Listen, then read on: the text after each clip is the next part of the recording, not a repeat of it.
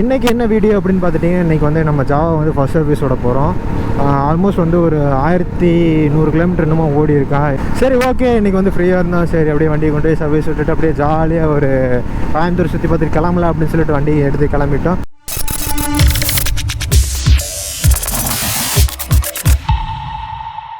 இந்த வண்டி எடுத்து இப்போது நம்ம Jan 15 வந்து எடுத்தோம். இப்போ வந்து ஆல்மோஸ்ட் வந்து ஒரு 3 months ஆச்சு, 3 to 4 months ஆக போகுது.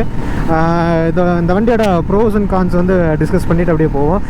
நன்மைகள் தீமைகள் அப்படின்னு இந்த வண்டியில் நான் அட்வான்டேஜ் டிஸ்அட்வான்டேஜ்னு சொல்கிறதுக்கு நிறைய விஷயங்கள் இருக்குது. என்னென்ன விஷயம் அப்படின்னு பார்த்துட்டோம்னா, அட்வான்டேஜ்னால் இந்த வண்டி யாருக்கு சூட் ஆகும், யாருக்கு சூட் ஆகாது, மைலேஜ் எவ்வளோ, டாப் ஸ்பீட் எவ்வளோ அப்படிங்கிறத வந்து இந்த வீடியோவில் வந்து அப்படியே ஒரு ஃப்ளோவாக வந்து பேசிட்டு போயிடும்.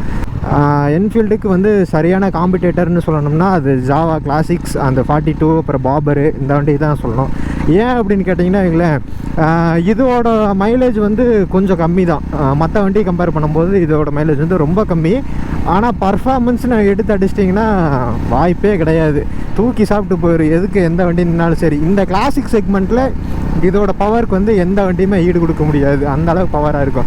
இந்த வண்டி நான் வச்சுருக்கேன் அப்படிங்கிற காட்டிக்கு நான் வந்து ஹைப் க்ரியேட் பண்ணி எல்லாம் சொல்ல, உண்மையாலுமே நான் சொல்கிறேன். ஏன்னா என்னோடய ஃபஸ்ட்டு வண்டி வந்து கிளாசிக் 350 புல்லட் கன்மெட்டல் கிரே, அந்த வண்டி தான். அந்த வண்டி வந்து 1 year சுத்தமாக 1 year வந்து யூஸ் பண்ணியிருக்கோம். 10,000 கிலோமீட்டர் வந்து ரன் பண்ணியிருக்கோம். அதுக்கு ஏகப்பட்ட காசு செலவு பண்ணியிருக்கேன். அதே மாதிரி இந்த வண்டிக்கு ஏகப்பட்ட காசு செலவு பண்ணிகிட்டு இருக்கோம். ரெண்டுக்கும் என்ன பெரிய வித்தியாசம்னா, புல்லட் வந்து போனோம்னா ஒரு யானை மேலே உட்காந்துட்டு போகிற மாதிரி அப்படியே டப்பன்னு வெடிச்சுட்டு சும்மா ஜாலியாக போகும். நெஞ்சை நிமித்திட்டு அப்படி வரப்பா உட்காந்துட்டு போகிற மாதிரி இருக்கும். இது வந்து அப்படி கிடையாது. ஜாவா வந்து எப்படின்னா, ஒரு ரேஸ் குதிரை மேலே உட்காந்துட்டு அந்த ரேஸில் குதிரை இப்படி அதோட குதிரையோட கடிவாளத்தை இப்படி பிடிச்சி ஓட்டுறோமோ அதே மாதிரி, கடிவாளங்கிறது வந்து அது கண்ணுக்கு போடுறது, அதோட கயிறை பிடிச்சி ஓட்டுற மாதிரி இருக்கும். இதை நீங்கள் முறுக்க அது போக அப்படியே கரெக்டாக இருக்கும். அது மாதிரி வண்டி டிசைன் பண்ணியிருக்காங்க. மற்ற வண்டிக்கு இதுக்கு என்ன ஸ்பெஷல்னு கேட்டிங்கன்னா வைங்களேன், மற்ற வண்டி வந்து த்ராட்டில் வந்து கொடுத்தோன்னா கொஞ்சம் நேரம் கழித்து தான் ரெஸ்பான்ஸ் பண்ணும். கொஞ்சம் நேரம்னா ஒரு 2 செகண்ட் 3 செகண்ட் அப்படி தான். இது வந்து வச்சோன்னா ரெஸ்பான்ஸ் பண்ணும். எப்படின்னா டக்குன்னு இப்படி ஒரு இது கொடுத்தனா, த்ராட்டில் கொடுத்தனா வண்டி இப்படி ஏறி அப்படி உட்காந்துட்டு போகும். அது மாதிரி வந்து ரெஸ்பான்ஸ் கொடுக்கும். இந்த வண்டி வந்து மைலேஜ் வந்து எவ்வளோ கொடுக்குது அப்படின்னு நம்ம வந்து அட்வான்டேஜஸில் பார்த்தோம்னா வைங்களேன், சத்தியமாக இந்த வண்டிக்கு வந்து மைலேஜ் வந்து சூட்டே ஆகாது. இது வந்து அட்வான்டேஜ்னு நான் சொல்லிட்டேன். இது வந்து டிஸ்அட்வான்டேஜ். இதோட பெரிய டிஸ்அட்வான்டேஜ் எடுத்துட்டோம்னா மைலேஜ் தாங்க. ஹைவேஸ் ஏறிடுச்சுன்னா 20 to 24, சிட்டி அப்படின்னா 70 to 20, அவ்வளோதான் கொடுக்கும். அதுக்கு மேலே நம்ம என்ன தான் தலையெல்லாம் நின்று தண்ணி குடிப்பேன்னு ஒவ்வொருங்க சொல்லுவாங்கள்ல, அது மாதிரிலாம் நடக்கவே நடக்காது.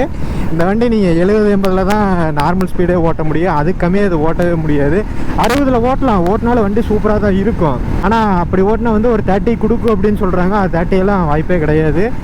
எனக்கு தெரிஞ்ச என் ஃப்ரெண்ட்ஸ் சர்க்கிள்லையும் சரி, எங்கள் அண்ணோட ஃப்ரெண்ட்ஸ் சர்க்கிள்லையும் சரி, எங்கேயாச்சும் போகிறப்பவும் சரி, ஏதாச்சும் இந்த வண்டி பார்த்து வச்சுருந்தாங்கன்னா கேட்பேன். பார்த்த உடனே கேட்பேன், உங்கள் வண்டி எவ்வளோ மைலேஜ் கொடுக்குது அப்படின்னு. அவங்களே சொல்கிறாங்க 20 to 23 தான் ப்ரோ, அதுக்கு மேலே எவ்வளோ புஷ் பண்ணாலும் தர மாட்டேங்குது அப்படின்னு தான் சொல்கிறாங்க. சரி, மைலேஜ் இன்க்ரீஸ் பண்ணணுன்னா என்ன தான் வழி அப்படின்னு பார்த்தோம்னா ஒரே வழி தான் இருக்குது. ஸ்பீடு வந்து ஒரே லிமிட்டில் மெயின்டைன் பண்ணணும். ஒரே ஹேண்டில் வந்து வண்டியை ரொம்ப நாளாக வச்சு யூஸ் பண்ணணும்.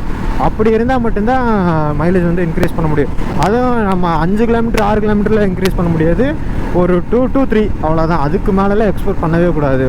பர்ஃபார்மன்ஸ் வைஸ் எந்த குறையுமே கிடையாதுங்க. ஆனால் குறைன்னு எடுத்துட்டோம்னா மைலேஜ் வைஸ் தான் குறை. அப்புறம் இந்த வண்டி யாருக்கு செட் ஆகும் அப்படின்னு கேட்டிங்கன்னா, இவங்க டெய்லி கம்யூனிகேட் பண்ணுற ஆளுகளுக்கு வந்து இந்த வண்டி சுத்தமாக செட் ஆகாது.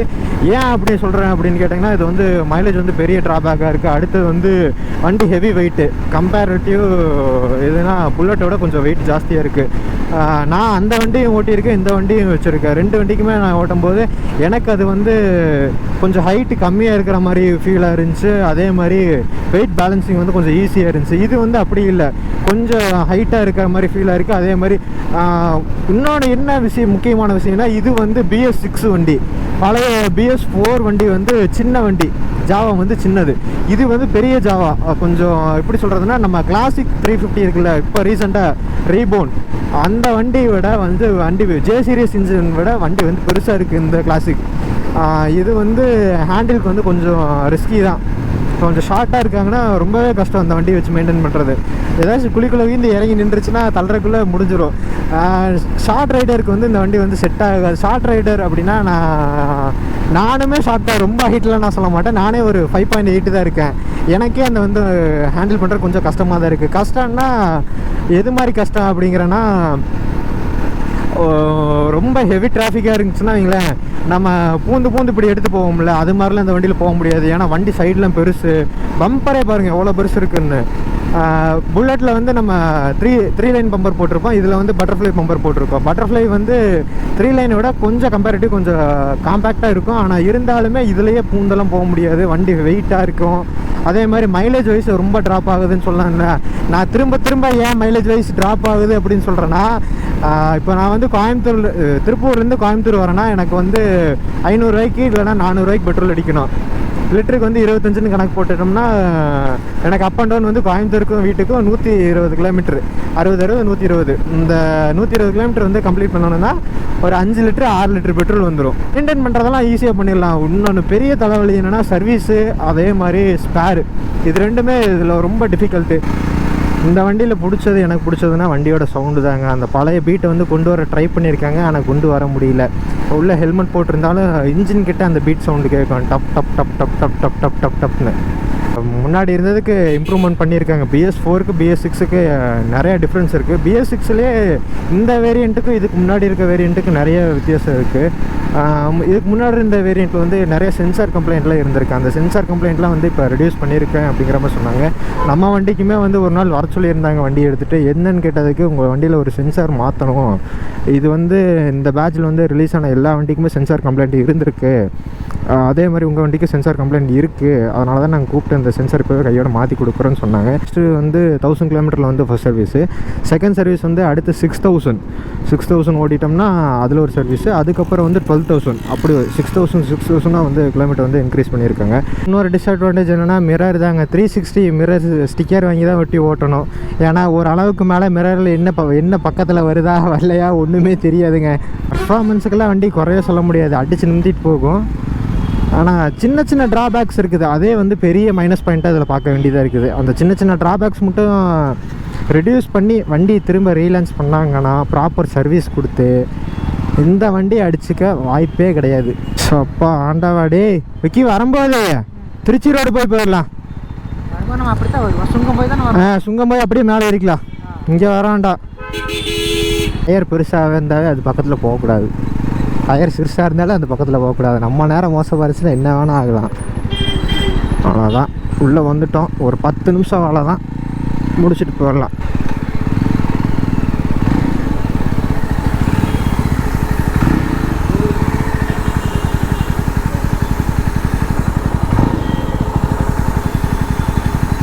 வர ப்ரோ.